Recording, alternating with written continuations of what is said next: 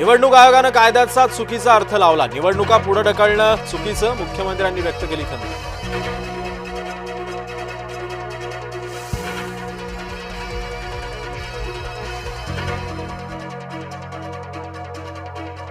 मवियासोबत राज ठाकरे असणं ही गरज. राज सोबत असल्यास भाजपचा पराभव. उद्धव ठाकरे आणि राज ठाकरेंमध्ये योग्य चर्चा सुरू. संजय राऊतांची पत्रकार परिषदेतून माहिती. एकनाथ शिंदेंच्या शिवसेनेचे 35 आमदार फुटणार. पत्रकार परिषदेतून राऊतांचा मोठा दावा.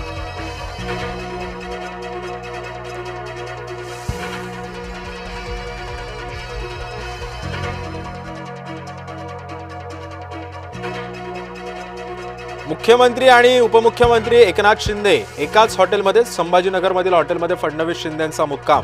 आज दोन्हीही मोठ्या नेत्यांच्या सभा पैठणमध्ये पार पडणार. सांगोल्यामध्ये शहाजीबापू पाटलांच्या कार्यालयावर छापेमारी. निवडणूक आयोगाच्या भरारी पथकाकडून झाडाझडती. गुवाहाटीला जाताना झाडी डोंगर हॉटेल गोड लागले. आता भाजप विरोधात बोलल्यास छापा पडतोय. अंबादास दानवेंचा शहाजीबापू पाटलांना टोला. खासदार ओमराजे निंबाळकरांनी उडवली एकनाथ शिंदेंची खिल्ली. भाषण करताना ओमराजेंनी एकनाथ शिंदेंची केली नक्कल. शिंदेपाठोपाठ अजित पवारांवरही साधला निशाणा. राज्यामध्ये नगरपालिका आणि नगरपंचायतींसाठी उद्या मतदान. आज प्रचाराचा शेवटचा दिवस. उमेदवारांना आज रात्री 10 पर्यंत प्रचाराची मुदत. शेवटच्या दिवशी प्रचार शिगेला. विविध ठिकाणी प्रचार सभा आणि रॅल्या. मुख्यमंत्री आणि दोन्ही उपमुख्यमंत्री मराठवाड्यामध्ये. सभांचा धडाका.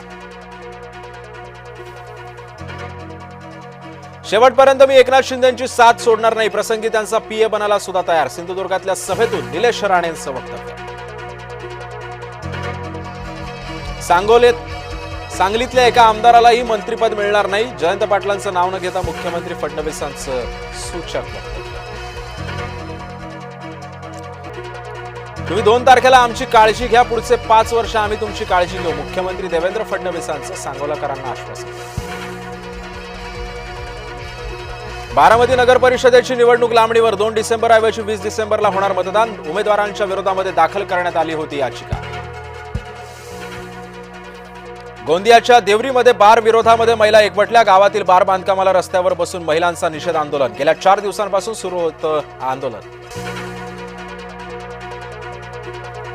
नवी मुंबई विमानतळावर रंगीत तालीम. प्रवेश प्रक्रियेतील यंत्रणांची चाचणी यशस्वी. श्रीलंकेमधल्या दिटवाह चक्रीवादळाचा महाराष्ट्रावर सुद्धा परिणाम. नाशिकमध्ये पुढील 3 दिवस तीव्र थंडीचा कडाका. दिटवाहाची तीव्रता कमी होण्याचा अंदाज. तामिळनाडूमध्ये चक्रीवादळाचे 3 बळी तर लंकेमध्ये मृतांची संख्या 334 वर. रांचीच्या पहिल्याच वनडेमध्ये टीम इंडियाची बाजी. दक्षिण आफ्रिकेवर 17 धावांनी मिळवला विजय. धडाकेबाज शतक झळकवणारा विराट कोहली ठरला सामन्याचा मानकरी.